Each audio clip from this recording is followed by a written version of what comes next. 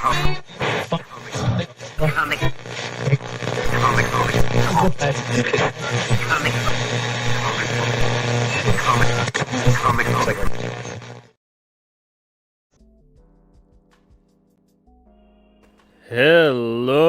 everybody. Wow, 100 episodes. Welcome to Comic Book Radio. You heard that right. This is episode 100, and tonight my guest is Joe CATAPANO. I am Peter Cimetti, your host. We're going to be discussing the impact of technology on the creation of art and talking a bit about future tech and whatnot. Just kind of theorizing and imagining what could come about. The biggest reason because, of course, Joe CATAPANO has a comic called Star Circuit, which has a futuristic cyberpunk theme to it. So who else to talk about this stuff with? Who better than Joe? Frederick, what's up? Hope you're doing well. Thank you for being here. We got Arnaud in the chat as well. What's up, Arnaud? Bobo Ayami is here, too. What's up, Bobo? Hope you're doing good. Says, greetings from the nightmare future of 2023. Are you like a day, a week, a month ahead? How is it? Shrek PMC, hope you're doing good. Thank you for being here tonight. Grape Nuka-Cola in the chat as well. What's up, Grape Nuka-Cola? Brian Suddenly Old is here. What's up, Brian? Hope you're doing well, Cigar Gangster. Thank you for being here tonight. Hex Allen in the chat as well. What's up, Hex? Zaid Studios in the house. What's up? Thank you for being here, Randy. Yeah, episode 100. We got here fast, 5 to 6 nights a week. I was talking to Joe about this before the show started, and I'm having a blast with it. I hope you guys are enjoying them too. If you are, make sure you're subscribed too. Sometimes they'll unsubscribe you. They're tricky like that. But it's been great. It's been so great being able to talk to so many people about their inspirations, their influences, their thoughts on a variety of subjects. Man, I'm having a blast. Yan Zhao, what's up? Hope you're doing well. Thank you for being here, man. Johnny Slaction in the house as well says, I came to chew bubblegum and buy comics, and I'm all out of bubblegum. Well, we got plenty of comics for you tonight, whether it's Joe's or mine. Spicer McLeroy, starting early, man. Starting early. 10 memberships gifted. Look at that. Thank you, Spicer. And happy 100, Brother Pete. Happy 100 indeed. Indeed. All right, so without further ado, let's bring him on, the man of the hour, Mr. Joe CATAPANO. What's up, guys? What's up, Joe? How you doing, Pete? I'm doing good. I'm doing great, yeah. Yeah. If we talk over each other, it's better. Yes, I heard that's what you're supposed to do on podcasts and stuff. Yeah. That's my fault. Man, so this is a big topic, and we kind of started it the last time you were on the show. We were talking about the AI art and all that kind of stuff. Yeah, we got like a little bit of a tease last time. Yeah, and I don't want to necessarily focus too much on that aspect, although I'm sure we'll bring it up because how can you not discussing this subject and then bring that up? But sure. I want to kind of go over a bit of just the impact that technology has had on creating art. And I want to, it might sound strange, but right now I want to kind of start looking back.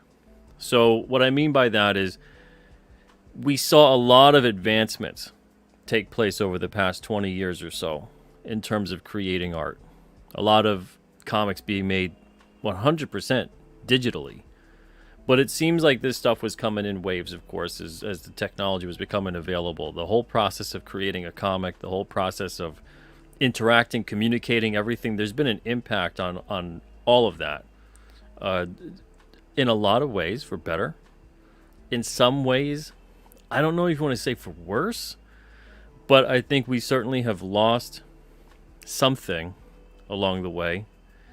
And I want to talk about all of it. And then I also want to talk, obviously, about some of the things you're doing with your book and some of the tech you're exploring, maybe even inventing in the realm of your book. So yeah, let's get started. Hey, what's up, Brian Blevins? How you doing? Brian, what's up?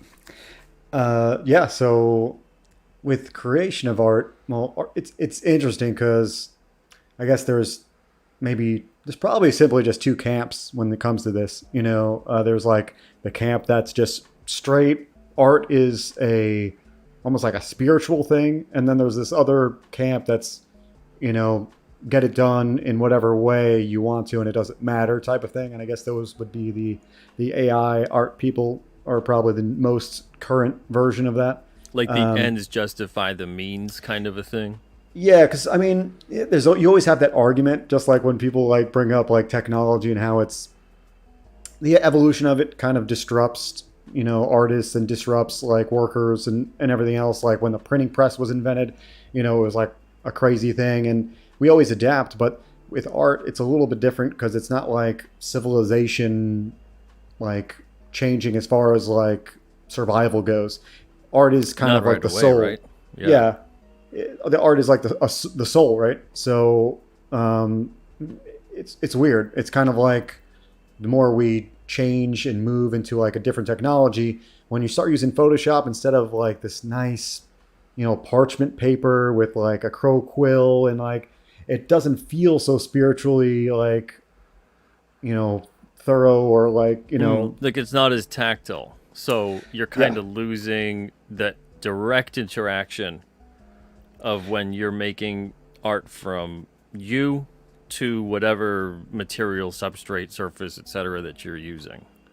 Right. I think that's a good way to put it, because I think what most people are weirded out about when it comes to like new tech, computer stuff, and AI, you're like one step removed. At what point, where's the line where you decide like you're not putting in enough input for the output to be called art? You know what I mean? Like, where is that line? And Photoshop, a lot of people, I know all the sticklers, back in the 70s were probably freaking out when MS Paint and everything else was coming up, and they started digitally coloring toward the 90s and stuff. I don't know like where you want to call that line. I think it's within in all our hearts. Almost like how much is the tech carrying you? Where do you end and the tech begins? Right. Yeah, we're almost like in that way. Everybody's been calling us. I mean, not everybody. Let's say like Elon would be calling us cyborgs. It's kind of his term, because we're so attached to our phones, and like I think like hormonally we are like as far as our brains are concerned, like it knows something's missing when you don't have your phone around or whatever. And so I guess he's kind of right in that way. Yeah, well, there's like a habit that's formed, an addictive behavior that comes from it. So you develop this routine with tech, and it becomes this thing that is a part of your existence. And I think for some people, I don't know, I grew up without a lot of tech. In some ways, that was actually like a day-to-day help you out with your life. It was there, Right. and it was a tool. It was like, how often do you use a hammer? That was kind of how often you used tech. It's just a tool. And then eventually it becomes something where it really seems to make things faster and maybe a bit more convenient, and you start almost like relying on it a little too much. I mean, how many people, when you grew up, let's say if you grew up like 30 to 40 years ago and you remembered phone numbers? And now, Yeah, I was going to say you might be a little older than me, but I remember the extra super 24-foot corded phones that way you could walk around the house with it. We even had a dial one. My mom had like a dial, ring, ting ting ting ting, and using the circles to like spin it. Yeah. Super. That's next level. Like if you show that to a Zoomer, that might as well be like 1800s to them. Because it's like so mechanical. But that's the funny thing about it, is that so now we see those advances in art, and we see those advances in a lot of things, but I want to mostly try for us to stay to art. It's going to be tough. True. And we'll have to probably sometimes bring it back. But you see a lot of these advances that take place in terms of like even coloring a comic, even prepping a comic for print. That was a very different process than it is now, and it's a lot easier now. Hmm. People that even they go, how do you do comics on newsprint, Pete? That seems like it's impossible because they used to have all these ways to do it. And I'm like, I just do it and prep it the same way you'd prep anything. You just have to be mindful of how much ink coverage you're putting on the page. And then it's all that info's in there with the computer, and you get the profile from the printer, so it matches their equipment too, and then you're Mm. good to go. So So it's how much? I was yeah. I'm just curious. How much does newsprint soak up? Like, what is the what's the numbers it A needs? good rule of thumb is you don't want to surpass 230 total ink coverage. Okay. You know, and what I mean by that is there's CMYK levels, right? And they Mm. all go up to 100.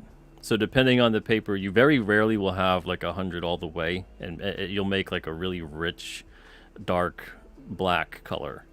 But very few paper uh, materials can handle all of that ink without it coming right off onto, or impressing upon the page that goes on the opposite side.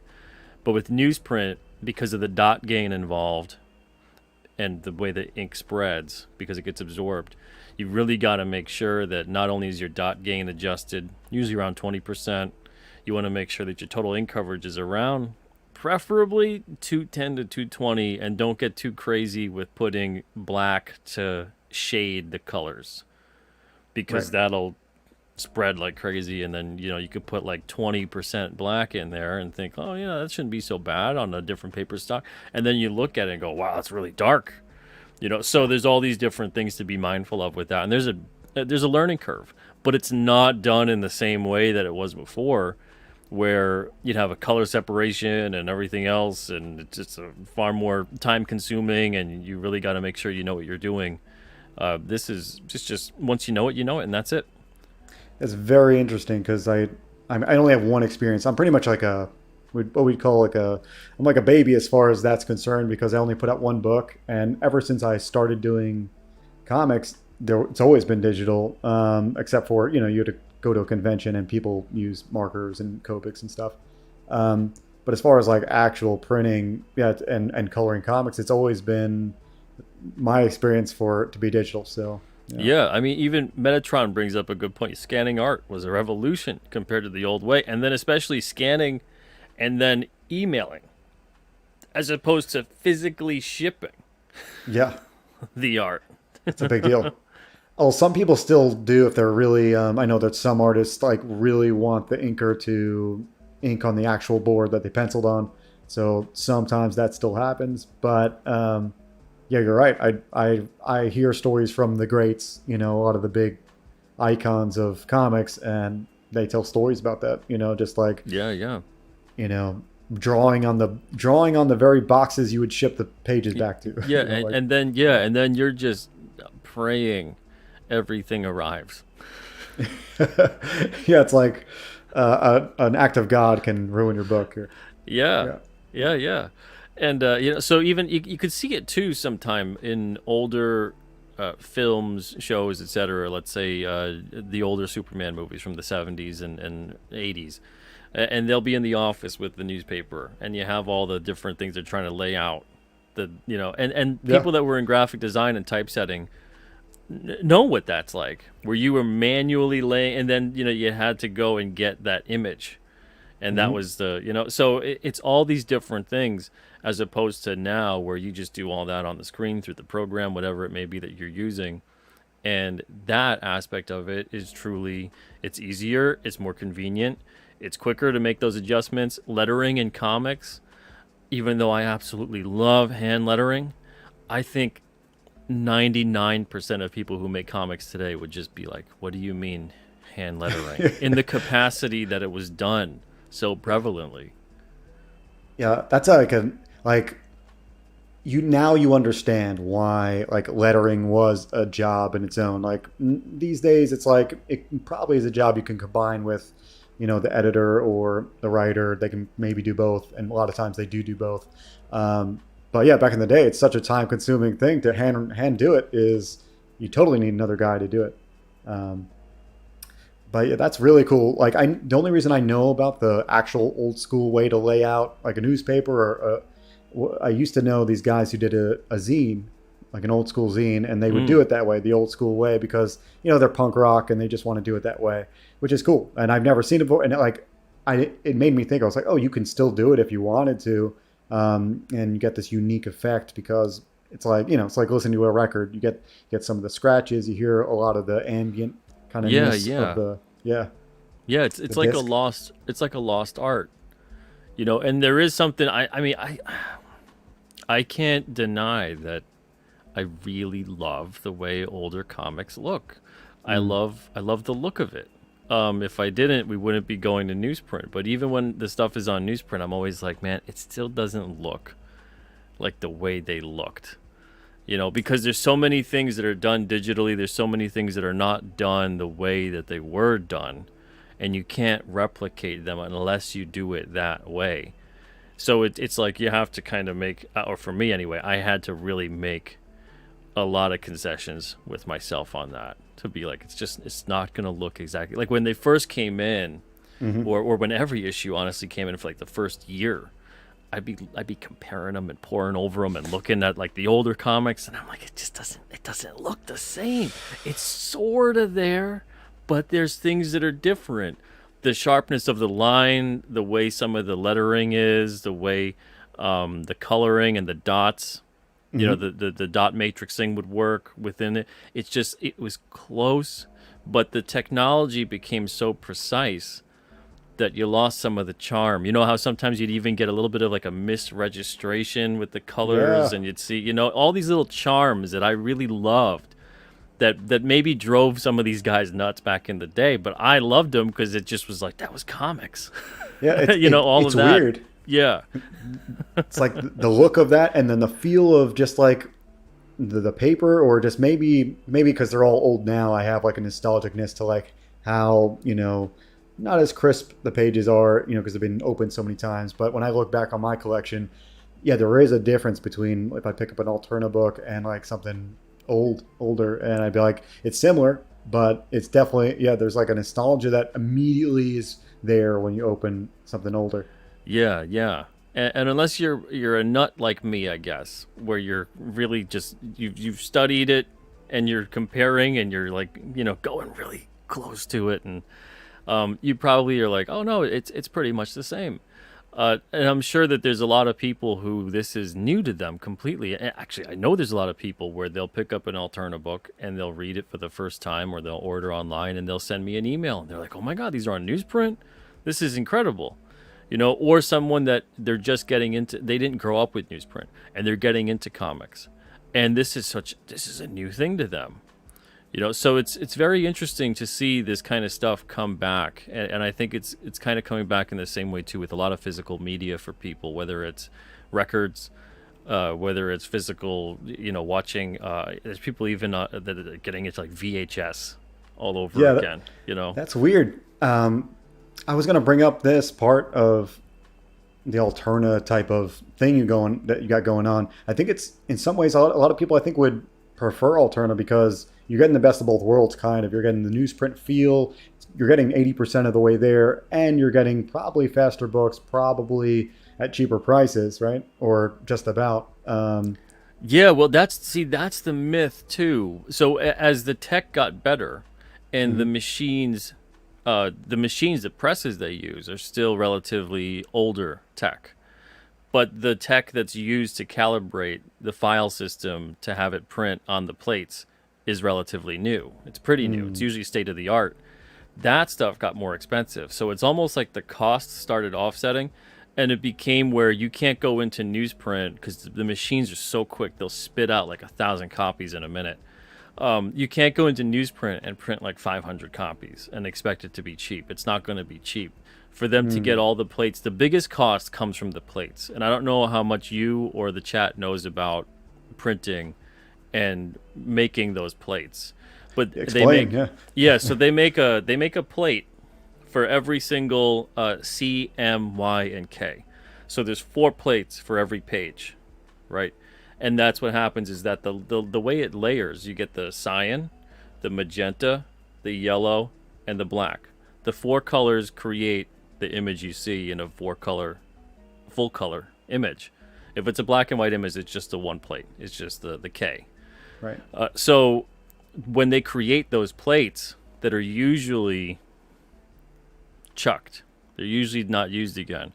That stuff creates an impression that then goes onto the ink, and then the ink creates that impression onto the page, the paper, as it's flying by super fast. So that's usually the most expensive part, is just creating that stuff. If you make like a 500 copies, it's going to be expensive. If you make 1,000, it's kind of still sort of going to be expensive. Once you get to like 2, 3, 4,000 copies per one issue, it starts getting super cheap. Okay. So if you're a company and then you're putting through like 1,000,000, right? And there's a lot of companies out there, catalog companies, grocery store flyers, that kind of thing, where they'll do like 1,000,000 on a run. That's when you're getting into like pennies per copy. But it's still Okay. going to cost a lot because you're talking about pennies times 1,000,000, you know? Yeah, So there's a myth that it's weird. newsprint is super affordable if you just go on a small level. We have to print a minimum of 5,000 at our printer. And I know there's some printers that you have to print a minimum of 20,000 before they even entertain the idea, because the way that their presses work, it's so fast, it spits a ton of them out. So Right. even if you're like, I want 1,000 copies, and they go, well, in 5 minutes, this thing's chucking out 20,000 copies. We're going to throw away 15,000. You know, so they're not going to take on the job because there's a tremendous amount of waste involved. So it is much more like vinyl. It's like you actually do press it, and it's just as expensive, if not more, at certain Yeah. quantities. Yeah. Yeah, at certain quantities. But there's some printers, like our printer, we got really lucky where they'll take a bunch of books, and as long as the total run in itself is a minimum of 5,000 between whatever amount of books we send in, 5, 6, 7, whatever that is, as long as the minimum is 5,000, and we're willing to pay for the plate changes, the version that's changing of the book, the cover, whatever that may be, then they'll do the run. But then there's other printers that they want to see big numbers because they deal with a large clientele and they have machines that work and operate so quickly that it's just not worth it for them to have tremendous waste like that on paper and ink. Right. Yeah. It's for the machine not to be running, or I guess something like that. Right. I guess the manpower to set it all up too is all there.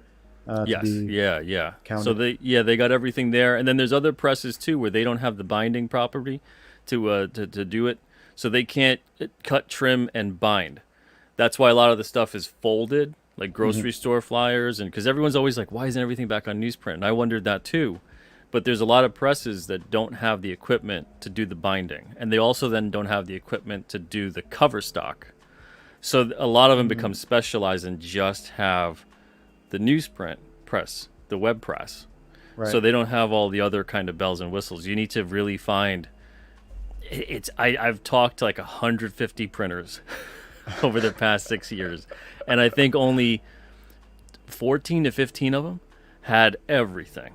And then of those 14 to 15, like 3 could do it Really? in a capacity that made it affordable. That's nuts. Yeah. 3% or something. Yeah. Yeah. And a big reason is because a lot of the printing industry moved away from that kind of stuff, but also the tech evolved. The people that were purchasing certain things wanted paper stocks that were of a different quality. And a lot of printers also went out of business because of the way the paper industry was. It created a bottleneck that kind of fed into a lot of the bigger printing companies that could afford to buy a lot of paper. So if Right. you weren't doing a lot of business as a printer, you didn't buy a whole lot of paper, you weren't really considered a priority. Okay. And then, Yeah. and eventually, it goes the way of a lot of businesses nowadays, where it Yeah. just You just becomes don't it's not have the feasible. you don't have the quantity to even compete or compare. Yeah. Spicer, thank you so much for the 10 memberships. Appreciate that. And Comics Odyssey, thank you so much for the dollar. Did you put a sticker? The one Did you Canadian. put yeah. Either way, I appreciate that.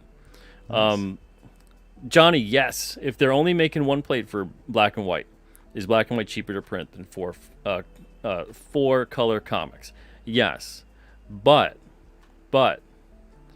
even though it's cheaper, once you get to certain quantities of both, the difference is negligible. So because there's a lot of cost in operating the equipment and making those plates, and then that's it. and once the plates are made, that's all it is. It's a one-time cost. So that differentiation might be like $200 between your full color to your black and white. And at first, let's say you do 1,000 copies, it seems like okay, there's a big difference. But if you do 5 to 10,000 copies, you're still just looking at a $200 difference. So now you're looking at whatever that would be. Let's say it's a $3,000 versus $3,200. So it turns into it's not as big of a difference as you'd think. Yeah, I would have the same question. Yeah, you'd think. I mean, I feel like that's just like layman logic, but yeah, I guess you're right. Yeah, because I've noticed that with when we go to print, and there is definitely a difference. There's a cost savings in black and white, but it's not as big as you'd think. It's a lot bigger in the cost savings when it comes to digital. When it comes to digital and when it comes to offset, traditional just sheet fed offset as opposed Right. to web press. It's interesting, and there's a lot of facets to it. But yes, so that's one big thing within technology of making comics and making anything that has really shifted, and it's made it easier, but at the same time the expenses kind of balanced out because the tech got more expensive as well, even though there's more ease of use to it. Right.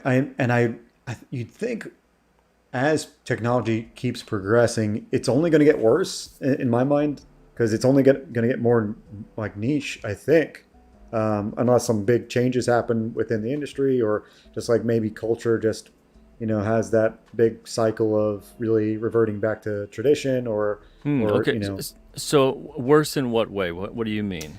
worse in the way of like I guess cost, in for the most part. Just like if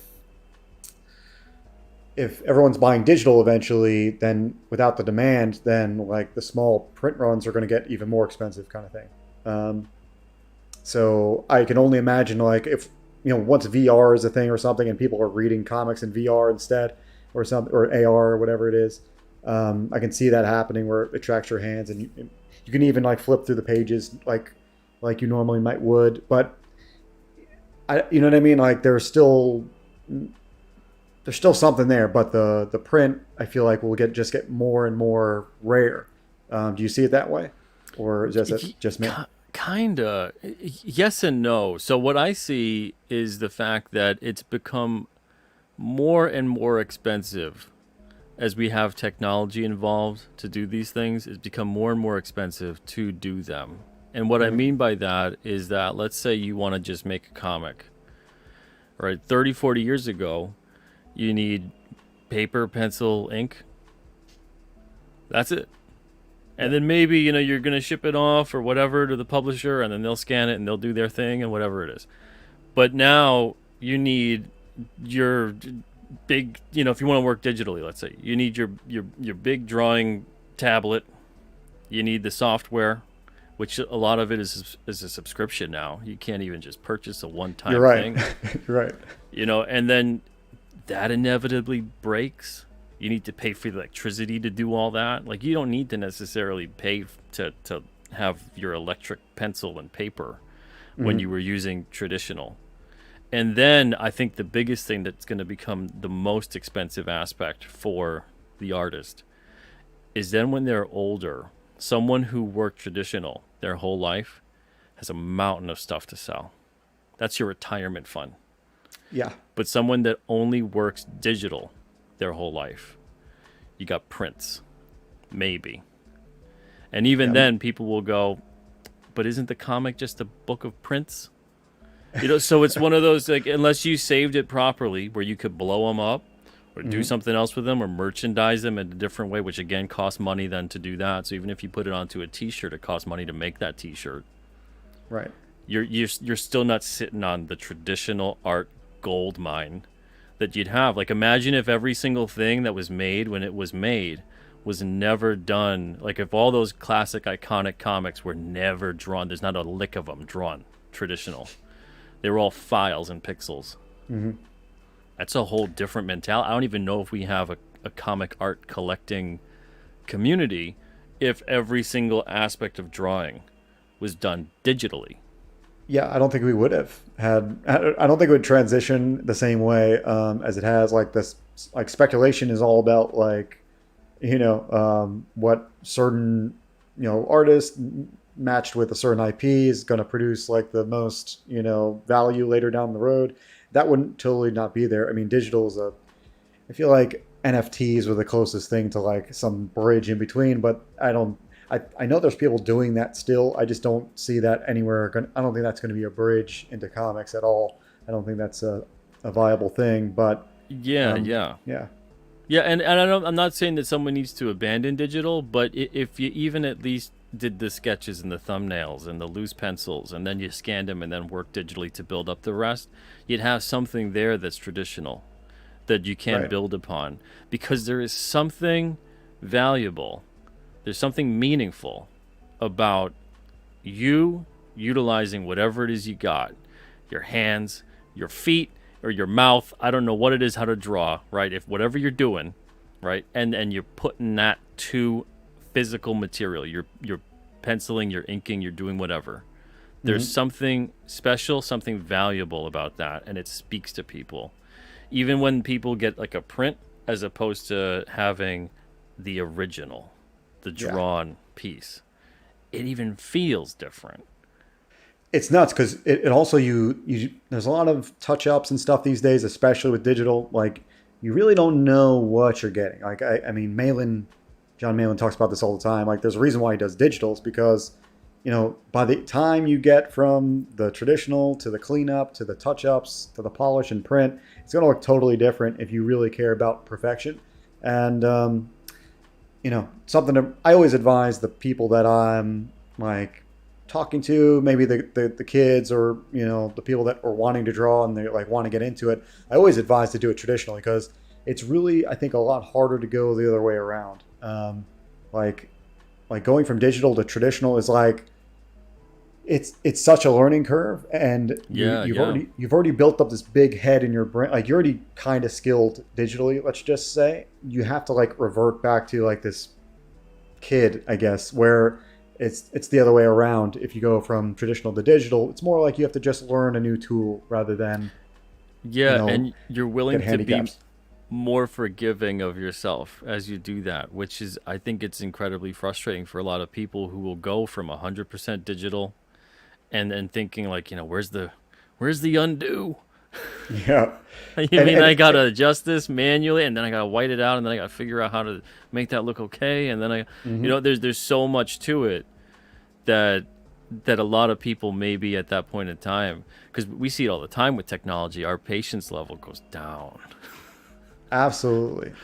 So It that, happens yeah. to everybody now. Like I'm sure it happens to me when you jump from digital to because I do storyboards digitally and then comics a lot traditionally, and I find myself just tapping the table for an undo button.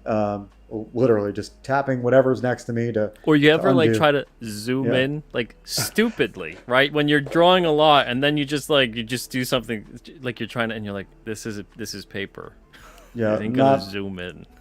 I forget who talked about this, but yeah, you're right. I feel like I don't know if you're familiar with Dave Raposa. I think he's the guy that I'm thinking about.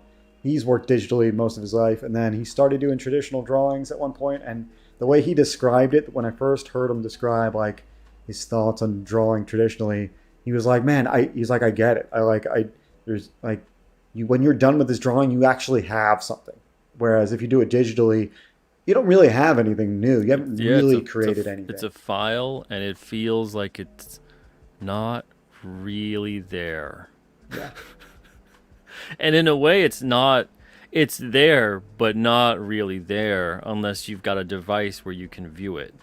Whereas if you've got the traditional art, you've got the printed book, whatever it may be. Even we see this pushed a lot nowadays, where everything is climate change, environmentally conscious, yada yada, and people look at print like that is a big no no. It's so bad. But the thing Mhm. is, print has a short amount of its lifespan where it's not environmentally green, right? Sure. The rest of it, as soon as it's done and made, that's there forever. There's no electricity involved. There's no nothing. it's there forever and ever. And now, when the day comes, if you ever get rid of it or someone wants to do whatever they do with it, they can recycle it or they could throw it away and it'll decompose. It's Whereas, interesting. Yeah. yeah, so it's the most ultimate renewable entertainment resource there is a book. But there's so many different things involved because you look at the first part of getting the printing process, the waste from the ink, the waste of the paper, etc., the creation of paper, all of Mhm. that, and it's looked at as like, oh my god, that's horrible. But the rest of it's fine. Whereas the rest of it with digital, once it goes to a file, you have to have a device. The device has to be created. That device has to be powered. That device has to also access whatever it is. So let's say if this is a digital comic and it exists on a server and it doesn't exist and you own the thing, that server has to continually keep running and being, you see, you have all these things forever and ever, and that's how it's going to be. Whereas the book, once it's made, you have it. That's it. It's crazy the hard copy thing. I want a GIF of Harrison Ford getting a hard copy from the TV on Blade Runner. That I love that scene where he just tells it to give me a hard copy, and it almost like gives you the reverse feeling watching it today. I watched it like 2 weeks ago. I gives you this real weird reverse feeling because you don't ever ask for that really anymore these days. Yeah, Like, you're yeah. never like, I need a hard copy. There's no way I can do this without getting a hard copy. It never happens, so it feels so special. Um, Something about that, and I can see just in the future, the people that who have do have physical things, physical comics, physical records. It just, there's there's like a special thing happening. I don't know what to describe. What Yeah. word is that I'm missing? There is a special thing. Um, I think there's so many words for it, but that's a good one. Just calling it special. Yeah, it's a you gotta. There's a relationship. I think I talked about this on another stream, but like your experience when you wake up, you don't have to like boot up your computer. You just wake up, you pick up something, and it's just as it's like first principles. Like there's no layers. This is first order kind of entertainment rather than Yeah, all yeah. these other layers to get to your entertainment. And Rockin' Reploid, thank you. Says, hey Pete, can't wait to read my first King Cryptid. I can't wait till you read it too. I hope you enjoy it. Thank you for the $1.99. Yeah, I liked it. It was great. Thank you, man. An excerpt says, I don't get what the stigma is against digital prints versus physical copies. So I'm not necessarily, even though I prefer a physical copy of anything, whether it's a book, it's whatever media it is. And I do understand the fact that the digital on a lot of things allows you to save space. I do get that. That's a big pro, right? You can have a library of a million comics or movies or music, whatever it is, and if it's digital, it's just going to take up whatever the space of the hard drive or whatever it is that it exists on, as opposed to physically having it and needing the room for that. I get that, and that's a big pro about it. I'm not going to say that isn't, right? Especially nowadays where real estate is going through the roof and space is limited and all that kind of stuff. But I'm more talking about the difference between working digitally and the first creation of anything you've done. Let's say you created a book, character, whatever it may be. That thing was done purely digitally. You didn't even sketch it on a piece of paper, nothing like that. It just exists on a file, as opposed to being your hand to the pencil, the ink, the whatever, onto the paper, and you can hold that thing. You don't need a computer, you don't need a device, you don't need to have it as a file. You can scan it, sure, but it exists at some point. That is an incredible difference compared to it. It's not necessarily a stigma. It's just making note of, we can see it time and again. Someone can have an amazing replica, even a physical one, of a priceless painting. That's a physical replica, and it's still worth far, far less. So imagine if that was just a file. So what I'm talking about specifically is that the traditional artist who amasses a lot of work over their life, and drawing it out, and they have the papers and they have all the stuff they worked on and they have the drawings, the paintings, etc. They've got something to sell when one day they can't do that anymore. They're not physically able to, they're not, their health, whatever it may be, or they just don't want to.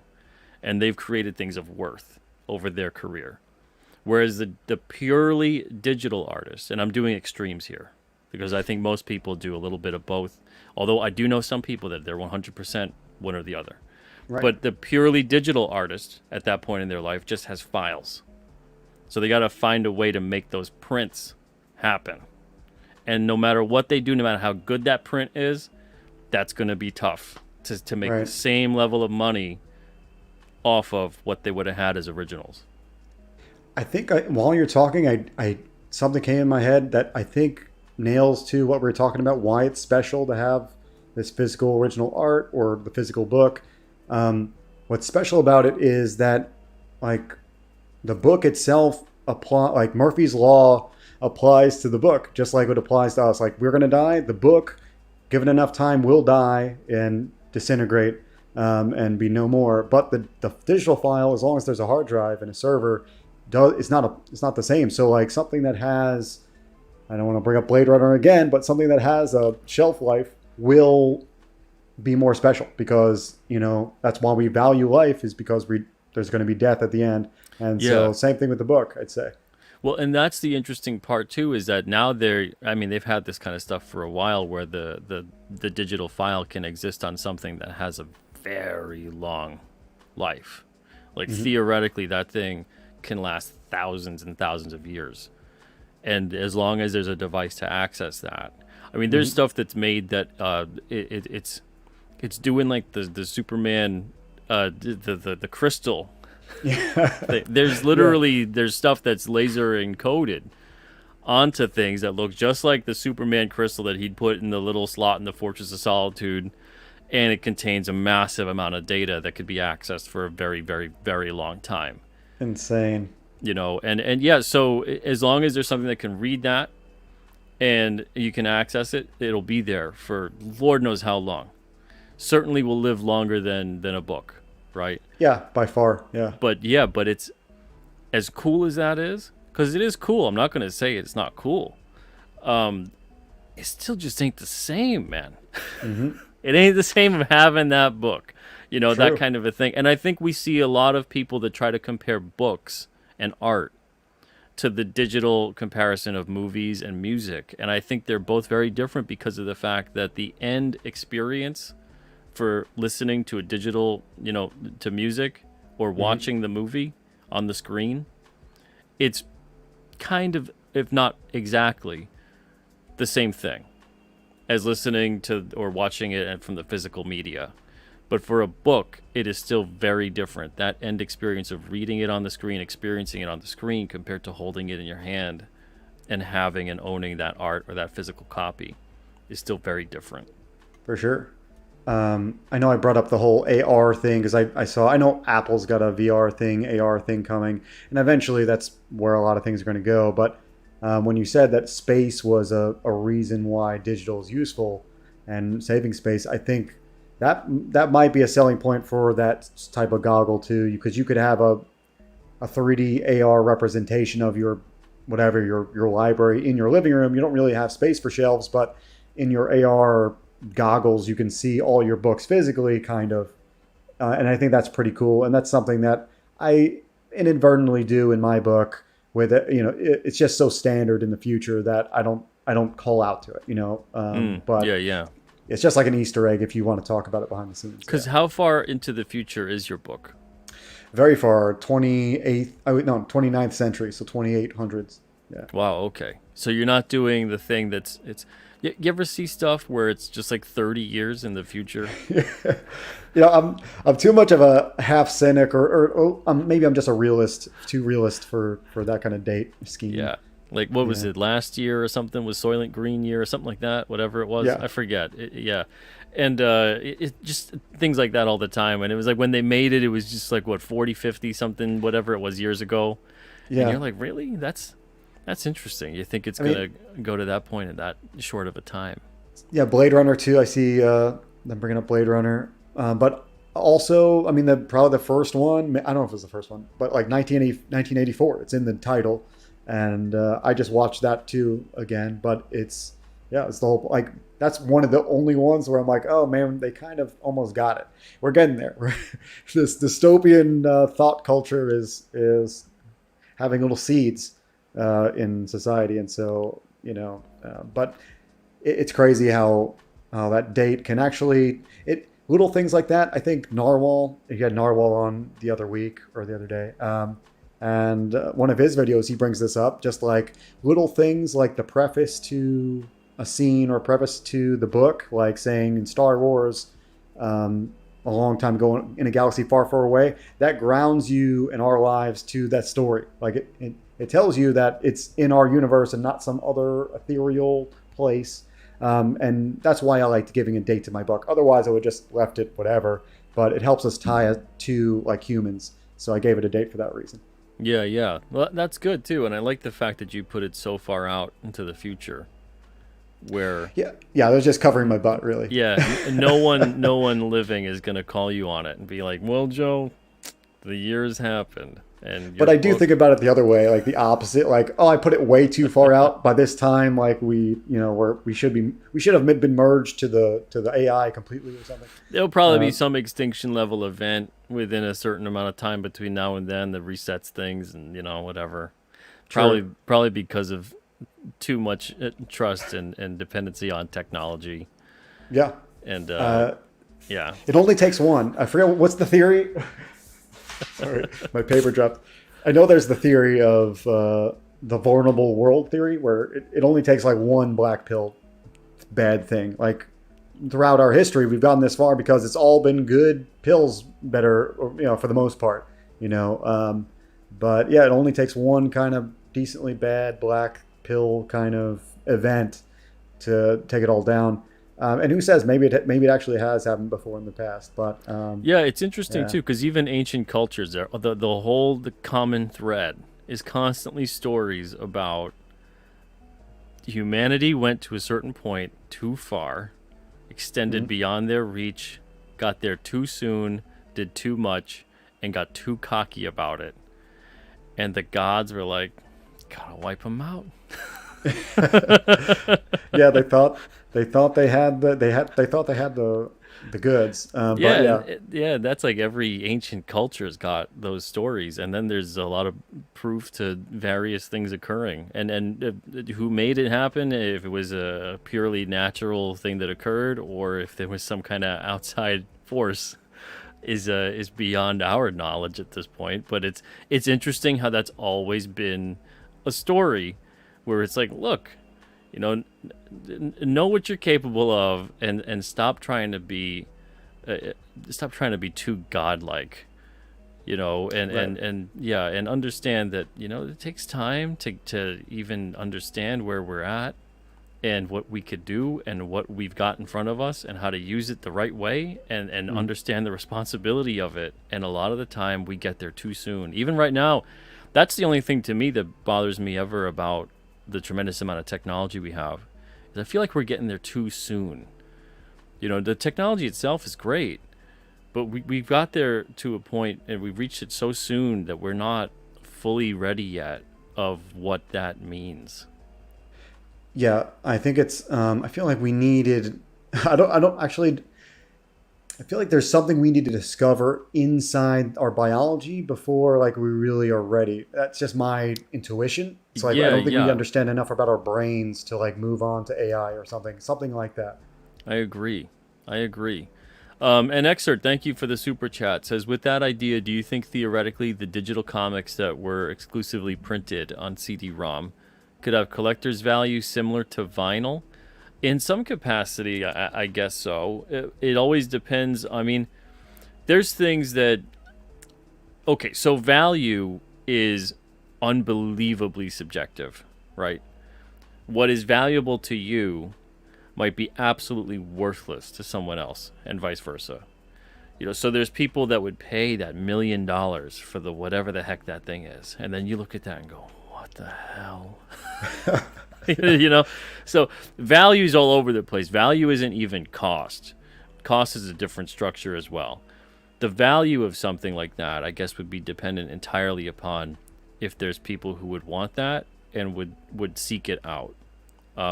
Whether or not it retains value, though, as being something where you can then view it, appreciate it for what the intent and the purpose of it originally was, would be a whole different concept. Because, do we get to a point where CD-ROM, what the hell's that? And we probably and most likely will. 50, 100 years, people like, look at this ancient thing. The hell's Yeah, this? it's going to be rare. Yeah. You know? So it really depends. But then you might get people who really look at that as some kind of like a piece of antiquity. It's historic on that level, and maybe that's what brings it value. Yeah, dude, value and just like it becomes economics at some point, and that Yeah. gets complicated really quickly. Um, yeah, to keep it more on the technology side of things, like I feel like just in general, along the lines of like I was thinking about how struggle influences what we have, and we'll always have a little bit of struggle, but I'm along the lines of in the future, at least in my book, the problem is there is no struggle, and so where do we derive purpose? And that's kind of a lot of my themes, but there's something in our day and age where it's already starting to happen, kind of, or just maybe it's just our culture war right now. It seems like we're having the baby seeds of people without purpose, or like at least purpose that we don't value as Yeah, comparable to other things. necessity is the mother of invention, that kind of a thing. And if you don't Yeah. need, if there's no need, then there's no invention. If everything's just like, yeah, then you just kind of cease and you just coast. Well, I think that's our main superpower as well. There's a few, but as humans, like we adapt well, so that's one thing, and we make tools. So, and our brain, obviously. But the whole point is like we need the obstacle there to kind of, like you said, be a catalyst to the growth, I guess. Yeah. At least that's how we think about ourselves. As far a lot of the stories are told that way, hero's journey style. But yeah, in the future, I feel like technology, at some point, if we start like whatever uploading our consciousness or just like our bodies or semi mortal, I guess is how some of these futurists describe us. Because obviously, if we're on like a hard drive somewhere, we're still kind of mortal or something. But And that sounds so horrible. yeah, And I know that kind of feeds into like the simulation theory aspect of it, that this yeah, is such a highly advanced simulation. That it's like Matrix style in a way. ish, Where we're all yeah. sort of existing in a virtual existence. That to me is like, that's a level of hell.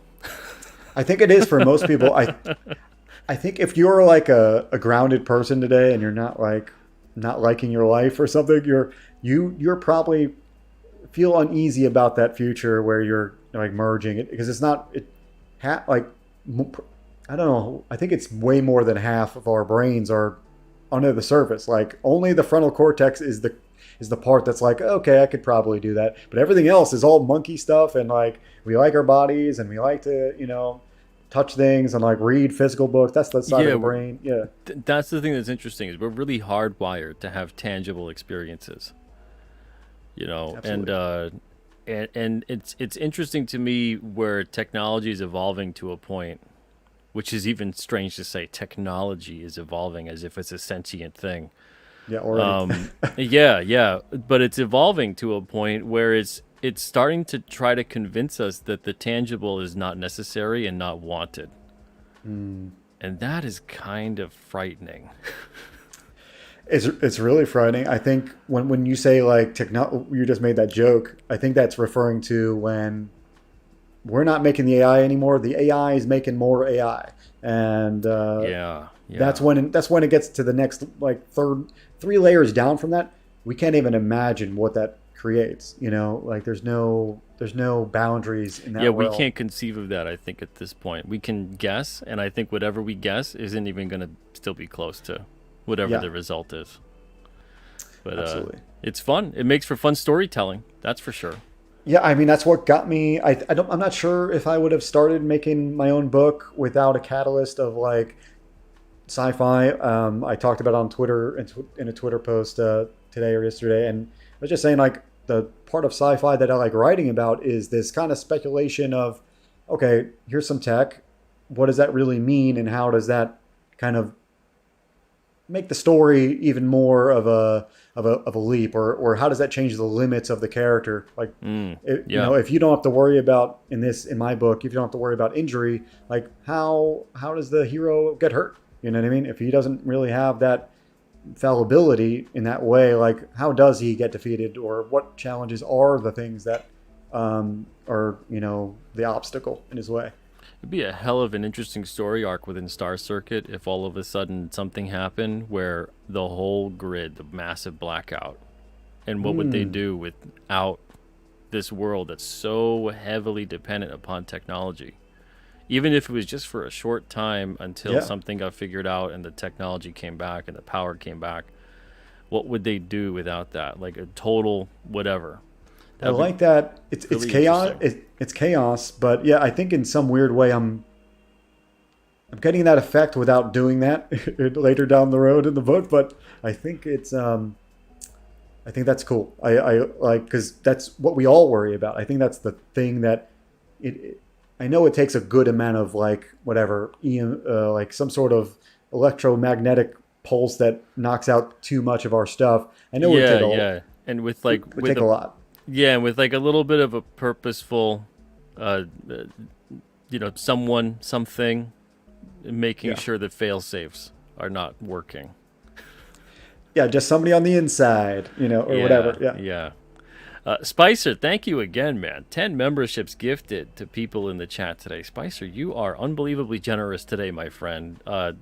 You're always Nice. generous, but today more so than usual. Is it because it's a 100th episode? Is that why? Thank you. Everybody who's now a member, please feel free. Use those emojis, have fun with them, all that good stuff. But yeah, I love conversations like this where we explore this topic, and no matter how intense we can get about it, I just want everybody in the chat to know that we're having a conversation. How you feel about it, if it's different, if it's the same, you agree, you disagree, please feel free to express your opinion. There's no hate, only love with this stuff. That's an Hmm. important thing that we have to, I think, understand, is as the tech emerges and becomes a very big part of our lives, to not lose sight of, we hate the tech so much that we now start to hate the people who use it. And it becomes like, now you're hating humanity itself Hmm. for using this tool that has been introduced and has become a very big part of our lives. And I think the inclination is there because you view it like this person is part of the problem. But the thing is that in many ways, for a lot of people, they don't know another way. And for them to have to survive or figure out what they have to figure out, they have to use that tech in that way. So I think it's Right. really important for us to kind of try to encourage instead, for people who are even just on the fence about it, thinking about doing something traditionally, thinking about looking towards the past to find solutions for today or for the future. It's important to be encouraging about it as opposed to constantly demonizing those who want to embrace technology. Right. It always it goes without saying, but we're team people here. So like, let's like embrace that. I think that's like we're way more the same than different, especially when we compare it to machines. I think it's so weird talking about it because it's like every time just triggers these weird, almost like flashbacks when I think about making my book. Because that's what the whole book's really about, the Yeah, yeah. differences between man and machine. But that's the whole point. It's like we have this experience. It's a thing that we haven't figured out yet. Hey Zaid, and it's because it's the thing. Consciousness is the thing we haven't really figured out yet, and I think that's Yep. why it feels weird to try to create an intelligence that we couldn't fully understand in the first place. But what we have together is like the way you experience the world, Pete, and the way I experience the world is the way the chat is. Considering they're all not bots. If they're all not bots, then they're all living the world and experiencing the world the same way. And so we at least have that to share with each other. So that's pretty cool. Absolutely, yeah, yeah. And as storytellers, I think when you're approaching this subject, especially for you with your story, it's got to be really interesting to explore the possibilities and push it and make the impossible possible. And it's almost treated a lot of the way like someone how you could treat magic, where it's like it exists because magic. And you're so far into the future where you can have incomprehensible technology that seems to be like, well, how the hell did that happen? And you're just like, it's just there. This is the Right. world. This is what they have. Is there anything that you're creating within the book that you've created already or plan to create that feels like that, where you're really having a lot of fun and pushing the boundaries of the tech you're putting in the book? I am. I mean, I think the first thing I thought about was data friction, and it's the baseline of everything. The energy, how energy works in this world, is data friction. Essentially, just imagine Tesla brakes, but with everything. So, Mm. if you sending like data from your Wi-Fi to your cell phone, that creates energy in itself. So it's like a one of those self-perpetuating machines, like one of the balls that hit another ball back and forth. So it's a system like that where we've come to a place where we haven't figured out nuclear energy, but we don't need to. We figured out this thing where as long as we keep using it, it keeps creating it. And so I call it data friction, and I think that's how everything's powered. That was the first weird realization I had making the book. Um, It's and almost like being powered by consciousness. in some weird way, because it's almost like they all have chips in their brain anyway. Yeah, So like as long as tapping into people, the energy of consciousness. yeah, it's odd how like it's cool in that way because I didn't want things to be so hard sciencey because I'm just not that kind of person. I didn't really want to like have to explain to some forum like why the why this doesn't work, the electrons, the quantum, whatever, all this wouldn't work. But look at Metatron. Metatron says that what you're talking about is already a thing. Oh wow. Well, dang man, I didn't research enough to find Jewel, but I hope that maybe someone can educate me Wow. later on. I'll go look it up. I'm gonna look up that name and see what comes up. Well, But that's the thing too yeah, with what you're talking about and what Metatron pointed out is that for that thing to really be almost like omnipresent, the proliferation of it just has to be accepted among the masses. It's kind of like the same thing going back to the smartphone. You know, when you first had cell phones and the big Zach Morris phone and whatever, these big giant bricks, yeah, and you see these people and you're like, what the hell that person got, right? And then eventually they get smaller with the little antenna, and then they turn into these devices that look like they're straight out of Star Trek, yeah, But at first, like very few people seem to have, and now they're friggin' everywhere. Everyone's got it's a phone. It's not a yeah, phone. That's a mini computer. for sure. And we're on the same age, so I remember distinctly the feeling of like oh, something like this phone we have will never happen. Like as a kid, I'm thinking up, I'm watching cartoons and there's holograms and stuff, and there's a lot of movies that have like holographic small little tech things, Star Trek, and you think to yourself like that's never going to happen, but that has happened and more. Like the foldable phones are even weirder. I don't know how like if that's really a next step to anything, but the foldable Oh, where they have the type of screen and it folds yeah, and yeah. It's yeah, getting yeah. better and better. I wonder how that'll look down the road. If it's just going to be like wallpaper one day, and you're just I going to like, remember thinking the Dick Tracy watch was like the coolest thing in the world when I was a kid. yeah, You could like talk through it, get messages, all that, and I thought it was like the coolest thing. And it's how far we've come. it's crazy. Yeah, and now it's way crazier than that. What's on your phone or what's on your Well, smartwatch or whatever yeah, you got. yeah, people have these watches, but and that's the other part is that I thought that was the coolest thing when I was a kid. I have no desire to have one as an adult. That's what I was going to ask. I was like, "Where's your Fitbit?" Yeah, Or I whatever got you got. Like, no desire to have one of those. And interesting. yeah, yeah, and I think that's the other part of the tech. And again, this is such a big conversation, and it's great having it with you. But I'll just say that that's the one part of the tech that I wish I'd be more inclined to use it if it was more of a localized thing, more of a localized, decentralized thing. So where that tech is isolated to you and the network of users you want to have having access to it. Not that it has this thing where it reports to Lord knows where. Because even with cell phones, I know people are like, well, Pete, this, that. Yeah. I'm like, yeah. And that's why I'm like, I don't want to add another thing. Yeah. Another thing. I've already got to like run through the phone and take off various permissions all over the place. And even then, I'm like, is this just like a security blanket and all this is meaningless and it's going to do what it wants to do anyway? But Yeah, yeah, it's really, really hard to get off the grid. You have to have a good head on your shoulders and constantly be looking into that sort of thing. It's like you have to have a part-time job into keeping your non, yeah. uniform It just phone off the grid. it feels a little too much like I'm under constant house arrest if I were to have one of It's those. like actual, yeah, it's on your wrist, Like it's a holding you little down. too, and it might be because it is that tactile, tangible thing. The phone, if it's in a pocket, there's at least a separation between my personal self, my skin, and the phone.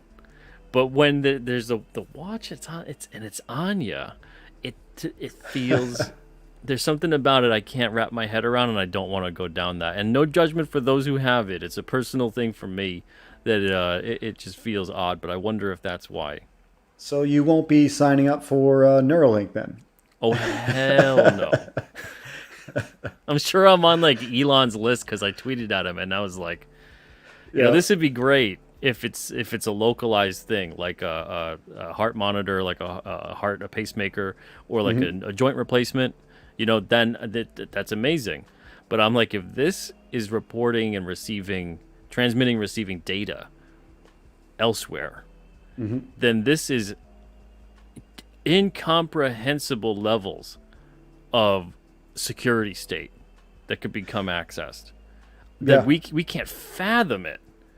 And I I was like, think that's the part where I'm not cool with we're that. almost already past, not past that, but you're like, once it gets to this, kind of mod on your body, like Neuralink or some other thing that's Yeah, people that installed. put like the chips in their skin so they can open their door, and I'm like, oh, I Yeah, got the a weird key for that. transhumanist stuff. Yeah. Yeah, But yeah, we're almost, in a lot of weird ways, like a lot of those CAPTCHA things and sort of a lot of these browser weirdness that happens on our browsers. A lot of that's like collecting data that you don't really ever uh, give your permissions for. It's just like, very true. I Yeah, for sure they're collecting like how fast you click and like delays and clicks and movement.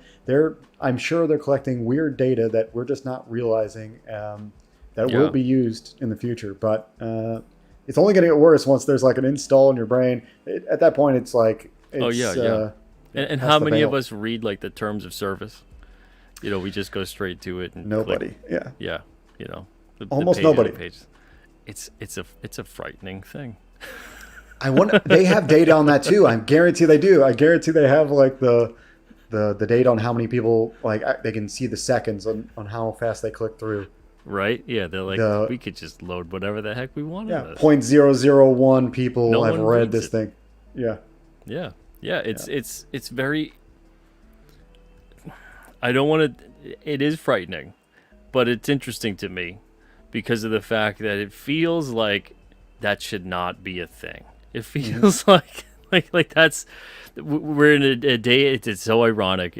We see it all over the place. People with the whole like consent and this and that, or for all these other things, But for interpersonal consent with various things, right? They'll lose their damn mind if you kissed someone without their consent. But Yeah.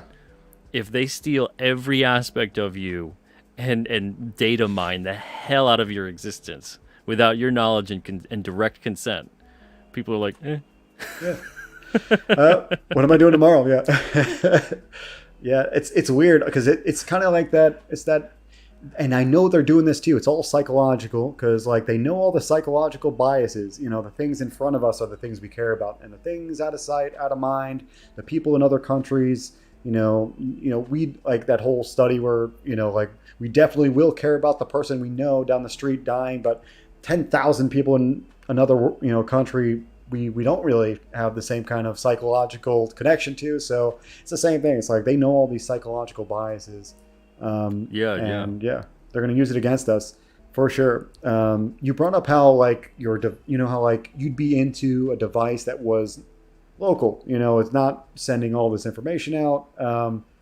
That sounds cool. I think that's also, in a weird way. There's a book called Superintelligence that been wanting to read, and he gets into this. Like one of the worries about AI is that like if one company makes it and then sells it like Apple does an iPhone, it's going to be the destruction. Where it needs to be more decentralized, more Bitcoiny, more free. That's why ChatGPT is so scary. It's like they're going against their own rules and kind of not keeping it open source as what they said they would. So yeah, that's the scary part. That it's not going down the right road. It seems like.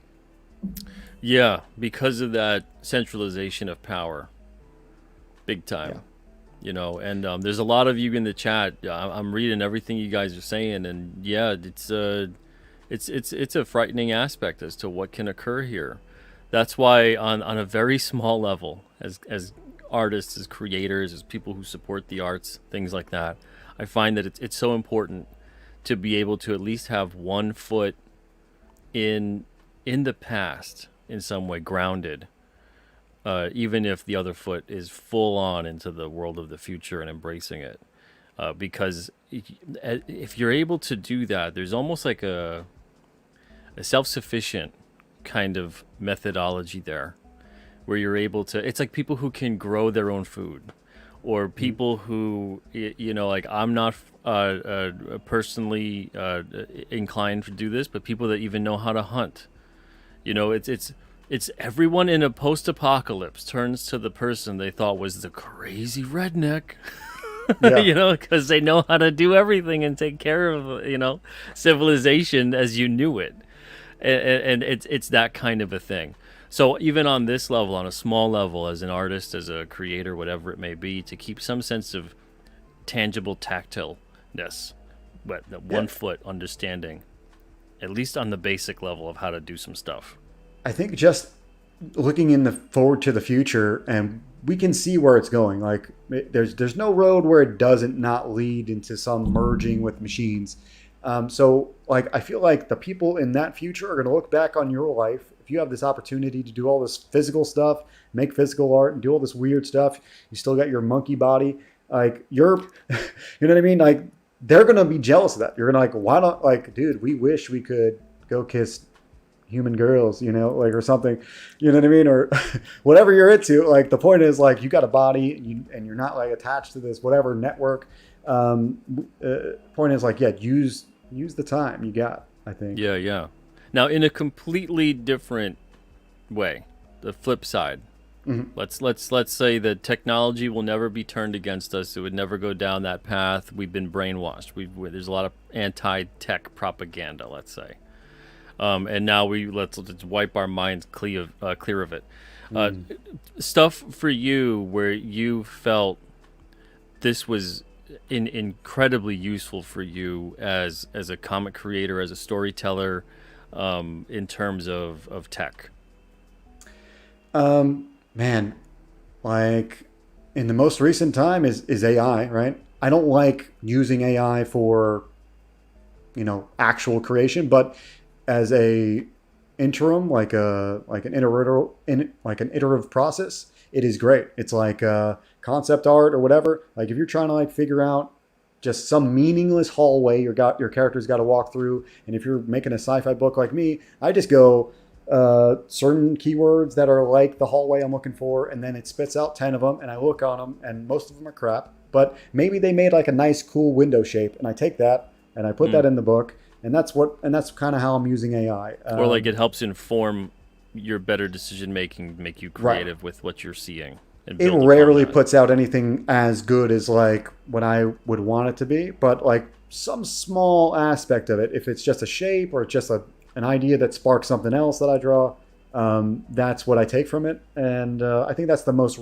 recent use of AI. And I think like it's I feel like if you're an artist and you're not kind of dabbling into it, you probably should, because it's a time saver. You don't have to use it in the way that like the controversy is kind of talking about. Yeah, use it in the best way Yeah, yeah. possible. Yeah. Yeah, I think most people will use that exactly like what you're saying. I think there's going to be a few people who use it in the concept that people are fearing it to be. Hmm. And again, I'm not going to go down like the dystopia conspiracy type path with the conversation on this. But I think it is useful for that. I think there's a lot of people who they have problems with visualizing things like that. And then if they can visualize it, they have a problem with maybe putting it down and in Mm. doing that. So yeah, and then there's people who there's no problem there, but it still takes time. So Right. then this could help them kind of cut And some, it's a little mix. I think time it's just off. I think it's fatigue for me, at least, Pete. It's like with a sci-fi book, everything almost needs to be designed. Otherwise, like those things that you don't design end up sticking out like a sore thumb. You know what I mean? Like I'll design. It's this weird thing where like I'll design this car, and then I'll design this whatever motorcycle and this building, and then I realize I need to put it in a street lamp, and I just do whatever comes to mind. It just sticks out like a sore thumb. Like it's clearly I didn't. It doesn't belong in the world. I didn't think about it long enough. And so it's stuff like that. I can just put in street lamp in AI, whatever. It spits out a bunch, and I'm like, okay, I can use that one, and now it doesn't seem like it sticks out so bad. Yeah, it's just really just like a endurance thing. I don't have the creativity nonstop for every little thing. But I don't think it doesn't need to be. I think I'm just like a perfectionist of backgrounds and stuff. For me with tech, I would be lying if I said that, and this is so basic, but I'd be lying if I said that there's not times when I'm writing and I go and I have to instantly look up and go, is that that word? Is that what that's used for? Is that how you spell that? And Yeah. you can just go right to it and just boom, done. Takes less than a few seconds, and then you just go on and keep writing. And that's a very, very basic thing. That's something that's been around for a while now. But that's something that there was a point in time where you're like, gotta get out that dictionary, gotta look through it, and it takes just minutes to seconds.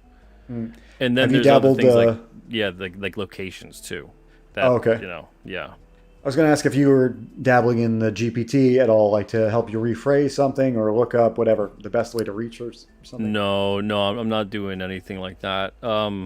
If anything, there's times where a lot of the search engines now, I don't know if you notice it, but they have like an AI thing where they want to help you out. The AI comes along. I Yeah. was I was shocked that the AI on that for alternate comics was kind to us. That's funny. It It said knows. it, yeah, it was saying how we put creators and customers first. Like it was saying that, yeah, and I was like, that's interesting because I almost was afraid to look it up. I'm like, the AI is gonna hate us. There's Yeah. some weird, awful, stupid stuff that human beings wrote about us, and I was like, all right, I see ya. I recognize. That's like that moment in that movie with Will Smith, and he's just like, I guess you're not so bad. Yeah, I know. Yeah, mano y machina. Yeah, yeah. It gave a pretty concise and accurate description of the company, and then the only thing that it said about that could be misconstrued or construed as a opinion, I was like, that's kind. That's interesting. Based on the stuff that's out there, it Hmm. gathered the information and said that this company isn't a bunch of like neo Nazis or something crazy that other people have written in stupid, stupid ways, but said that we put. I forget the exact phrasing, but it basically was saying that we put creators and customers first. That's brilliant that it spit that out. And dude, I take it. I'll put it on a Yeah, yeah. I was badge. like, Yeah. all right. I'll remember that when the war comes. When you have your boot on my neck, I'll. And they're like, yeah, that, remember that? Yeah, that was just to make you complacent. That's right, dude. That's why you didn't build your bunker, you know? Exactly. Correct. But yeah, I thought that was interesting. But It's hilarious. I've never gone into like the Chat GPT thing or tried to construct something within the confines of AI or any of that. I know people who have, and Hmm. but I've never Well, done it. I've never had the inclination.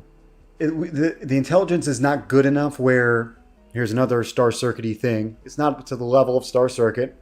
God, I mean, so the whole point is what I'm trying to say is GPT it doesn't attach your personality to the writing. Like what you lose when you grab some Chat GPT text is it like it's the own voice. You lose the voice. You lose your voice when you try to use and kind of combine things.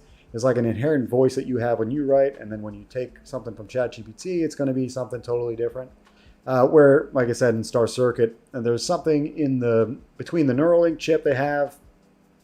It's not really Neuralink. Whatever the chip is in their brain, it kind of syncs with a lot of the AI helper type of aids that are built in, and combines with your brain. So like the chip in your brain kind of adapts to you. It talks to you like you want to be talked to, and it like has your voice. And so that's the cool part about the tech in the future in Star Circuit, that it's like personalized. It's in that way.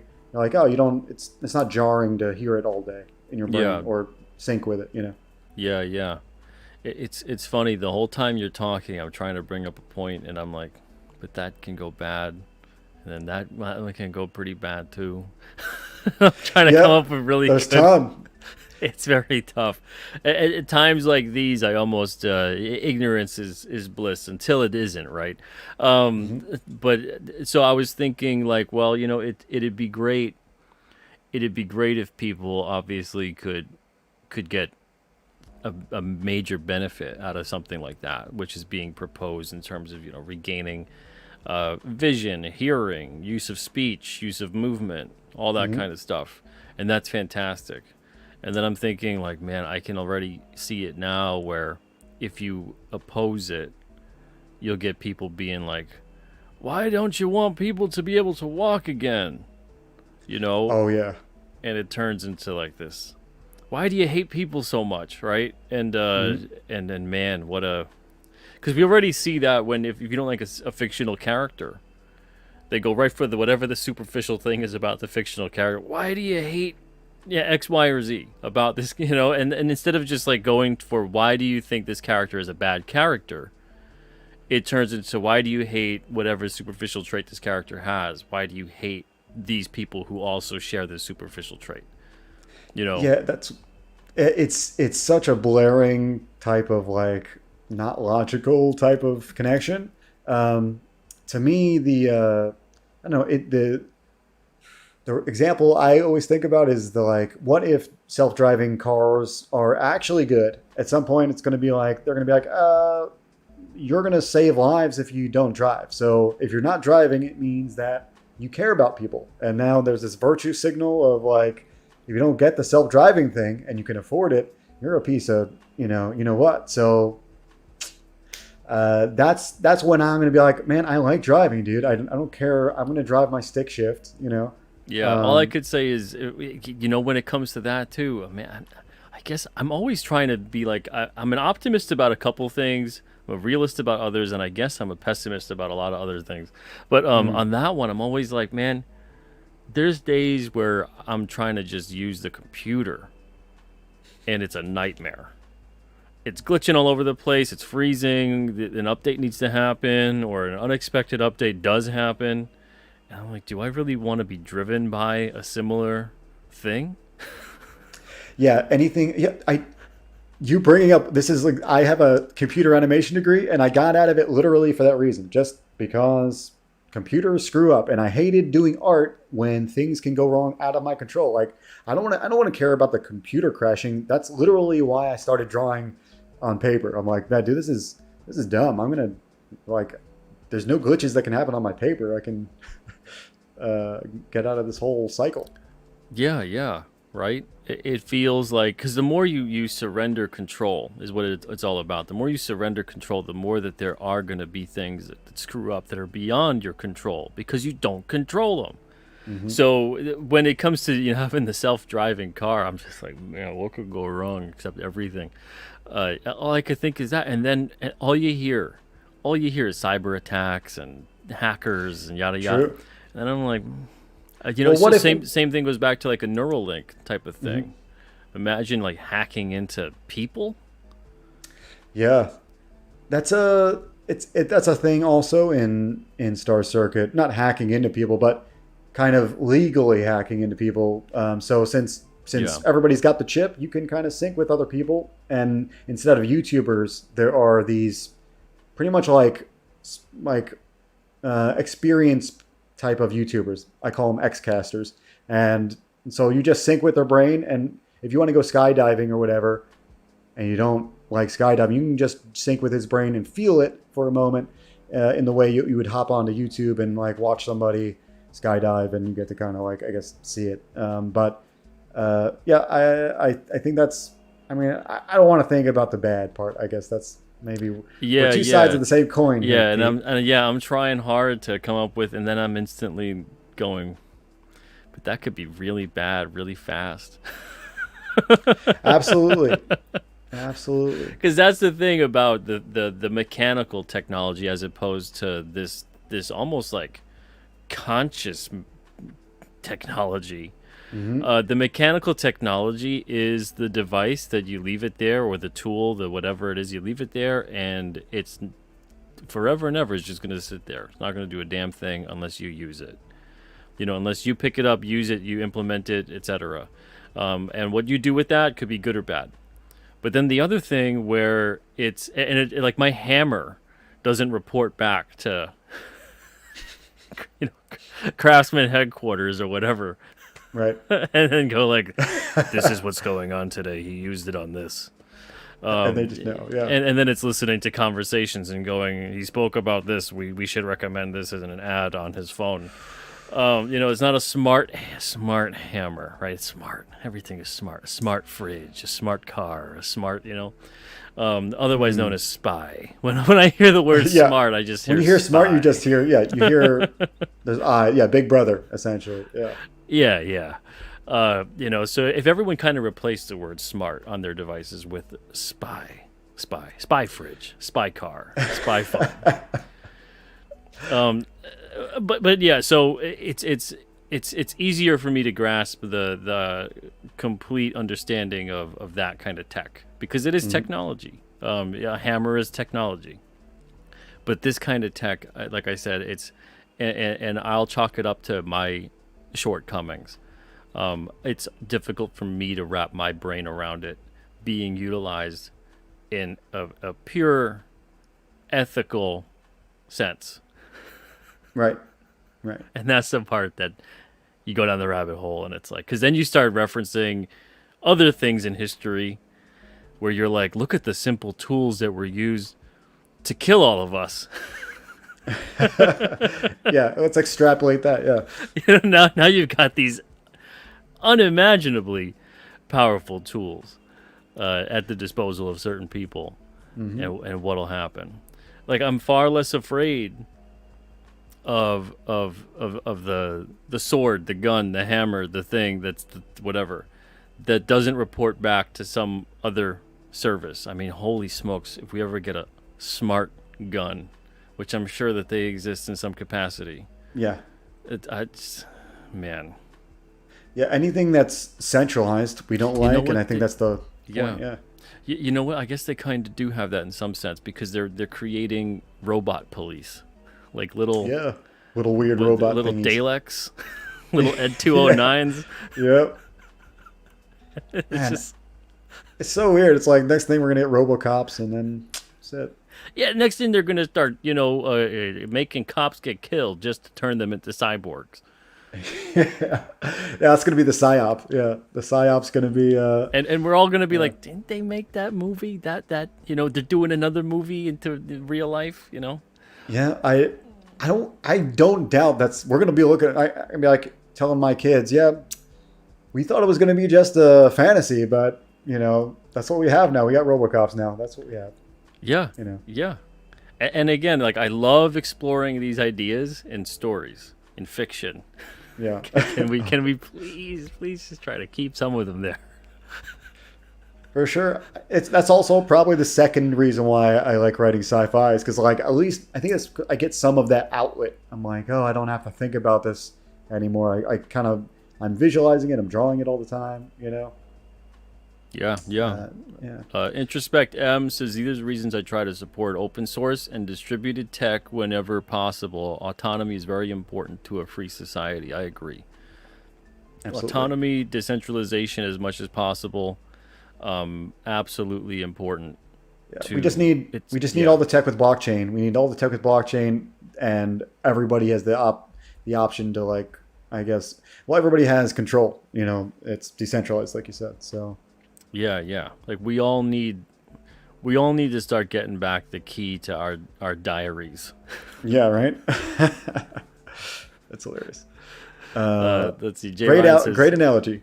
yeah. Jay Ryan says RoboCop wasn't even allowed a sick day. He died and went back to work the next day. Yeah. It's like yeah, they took some time to Yeah, there's a recent story. That's like the someone's version of hell. Like you're just back to work, buddy.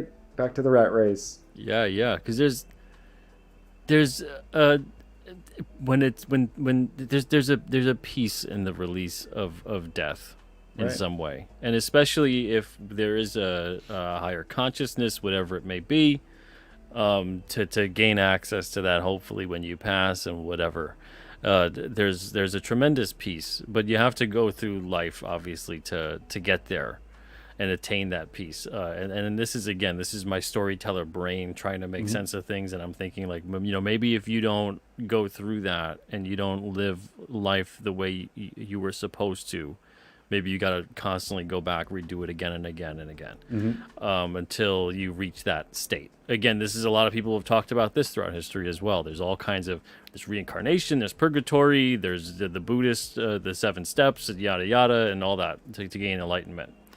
But Hmm. it's interesting to me that we're like you said before, we're coming into a time where you can forever exist on a hard drive. Yeah. And or some version of that. Like I know Altered Carbon. I've read a little bit of it, where you just like transfer bodies. Maybe you keep the organicness and you just transfer bodies or whatever. I mean, that sounds a little better, but I feel like that's still just as much as like a psychological screw you. Like as far as your brain's concerned, they must. I don't know how he addresses in the books. I haven't read it all or much of it, but I feel like your brain, I don't think would, or your whatever your soul or whatever your ego is, I don't think it would accept the next body. Like you would have this like Hmm. drastic. You'd have like this ghost body thing where you have like your when people like lose a limb, they have like the Like the what do they call it? phantom limb Yeah, the syndrome. phantom. You'd have phantom body. You'd like you'd be so used to being 5'10" like I am or whatever. I'm actually 5'8", but now you got the 6 foot. Now you're in a 6 foot body, and you like every day is a nightmare because like Oh, like you're the spatial relations feel yeah all off to that you. Yeah, yeah, yeah interesting. Man, there's a whole other level of like a body horror kind of a story that could be happening there. done with Yeah, that. Yeah, yeah, like a Tales from the Crypt sort of Black Mirror, et cetera, Outer Limits sort of deal. sounds like something you write in the future, Pete. Possibly, Yeah, I mean, I was going to possibly. ask if you'll ever write sci-fi, but if you did, it sounds like it'd be something like that rather than Yeah, well, I mean, King Cryptid's got everything. So there's right. King Cryptid issues that'll have a little bit more of a horror inclination, a little bit more of a fantasy, a little bit more of a sci-fi. There's definitely going to be issues where I take a deep dive into sci-fi tech, etc., and just go with it and just let my imagination fly in terms of what's being created, what's being utilized, and just put it out there on the page. And in some ways good, in some ways bad. But it's interesting to me as comic creators where we are in this era that seems like we're really encouraged to fully embrace technology, but there's this inclination for a lot of us, and especially for the readers too, for us to still be mindful of don't do a whole entire like don't jump into the pool necessarily, to put put a toe in there and test the water. Yeah, hold on to your humanity a little bit. Hold on Yeah, to the strings. Yeah. yeah. Because it's interesting to me, especially because of the fact that, and I hate the fact that a lot of this conversation, I want to have it be more positive than it is. But it's interesting to me where we see a lot of these companies, a lot of the tech companies that are pushing a lot of very odd narratives and agendas. It's not just making tech, it's also about social engineering, which is Mm, interesting. It's like fifth generation warfare in a way, yeah. and they're pushing these kinds of narratives while also and causing a lot of problems, while then also saying, but if you embrace all the tech we have, here's a good solution for you to not feel so bad about all the problems we just made. Yeah. It's like our ecosystem will soothe you from all the problems we've created. Yeah, Uh, because yeah, you hear all this stuff like we talked about it before with like the book being a really green, renewable source of entertainment. It's 100% true. But meanwhile, you constantly are getting this push towards the way the environment is going to hell and whatever. But in order to have the tech they want to be so abundant, mhm. you have to turn the environment to hell. Yeah. I agree. The way you think about like a lot of these issues going forward is a little bit like you said more I guess the black pill side of it, like a little doomery. But I think we need both of our brains in this case because, or actually we need people in both situations. We need some humans that are full fledged. Let me just sign up into this, whatever corporate, created technology world, and we need the people outside that are resisting because we only need at some point those two people need to come together to take them down. There's no way we're going to do this without inside men. You know what I mean? We need some inside people to help. Yeah, yeah, Yeah, yeah. And I think we're never going to see people fully embrace this kind of a thing. That's why I think they're working so hard. There's so much money and time dedicated to convincing and pushing this stuff upon people because they know most people are not going to dive right in that pool. They're going to be like, I don't know about that. yeah, So it's becoming this sort of thing to make that technology feel like you can't have life as you know it without fully embracing it. But that's a marketing ploy, and we are only going to be down that road if we do actually embrace it. But I think a lot of people are always going to feel like, no, I'm gonna still connect to humanity a bit. I'm still gonna talk to people. I'm still gonna eat food. I'm still gonna try to on touch the regular. Yeah, things. Hold someone. Give someone a hug, a handshake, because that even feels like sometimes it's a part of it too. Is to really make people feel like, don't even hug someone. Don't go near them. You're gonna yeah. die. It's crazy because like as I'm not that old, but I'm old enough where I know the bridge. I know the time before the internet and the time after, and the internet's only made this worse because like now everybody knows what you're thinking, or not knows what you think, but like knows your opinions and has opinion about your opinion, and it's all immediate and concrete, and the corporations can just like give you exactly what you want to hear to kind of coax you into maybe thinking about it for a while. And it's just like those old motivational speeches. I'm kind of like a self-help kind of guy. If we ever have a conversation about self-help, I'm your guy as well. So But there's a yeah, I love self-help. like the motivational speeches and all that. Yeah, I love that. Yeah, me too. And one of the biggest concepts is you are what you think. And so if you think something long enough, you just start, that becomes your belief. A belief is just something you think about all the time. And that's what it just merges together. And so we're in an age where corporations are shooting you thoughts sometimes and in hopes that you just start thinking about it and then eventually believing it. And I think that's how they got the majority of whatever the masses to go along with certain things, and probably how they'll do it in the future. And right now they're using politics because Democrats in particular have this kind of compassion type of I don't know. It's like you're like held Well, hostage by compassion. yeah, well, you see it constantly, a weaponization of Yes. compassion and empathy.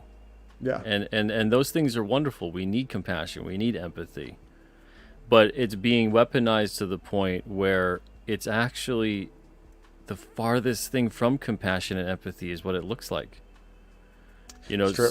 So it's interesting. It's People the are, deformed child. Yeah. yeah, and it's as the strategy's as old as time when you boil it down as divide and conquer. And that's the only way you can do it, because as you divide, people feel isolated. When they feel isolated, they feel powerless. When they feel powerless, they turn to someone else to make them not feel scared. And Right. then whoever is out there that's like, hey, I won't make you feel so scared, I'll make you feel better. It's story as old as time. It's crazy. I recognize that, and I have this like I got the white pill on my on my side. I'm just trying to think of all the like optimistical things because I know like there's a bunch of corporations and advertising and politics, and they're all using these psychological twists and all the data we get that seems good can be used for bad, but it also can be used for good too. So a part of me wants me to. Yeah. Oh, Jay Ryan, nice. Yeah, and I yeah. agree with you. See, where my white pill kicks in, I'm super friggin' just I question the hell out of anything that's coming from some big giant centralized power and authority type Skeptical. of thing. I can't. Yeah, I'm like skeptical beyond. Sometimes even, and I admit it, sometimes even beyond being shown. Like the whole thing with disclosure, if it comes from the government, I'm like, it's bullshit. Because I'm like, screw that. If it's coming from them, it ain't real. If it's coming from the people, I believe it. So it's that kind of thing. So when my white pill kicks in on that level, my white pill Okay. kicks in when it comes to the belief in people, the belief in, especially those at the ground level, those that are doing the best that they can do every day, day in, day out. That's where I'm like, I believe we won't go to hell because of them. And there's far more of them than there are of the powerful, those that want to have control, et cetera, et cetera. But that's the part when it comes to those people. Anytime I look at it and I'm like someone who is convinced that in order to improve someone's life, they have to have political power to do so.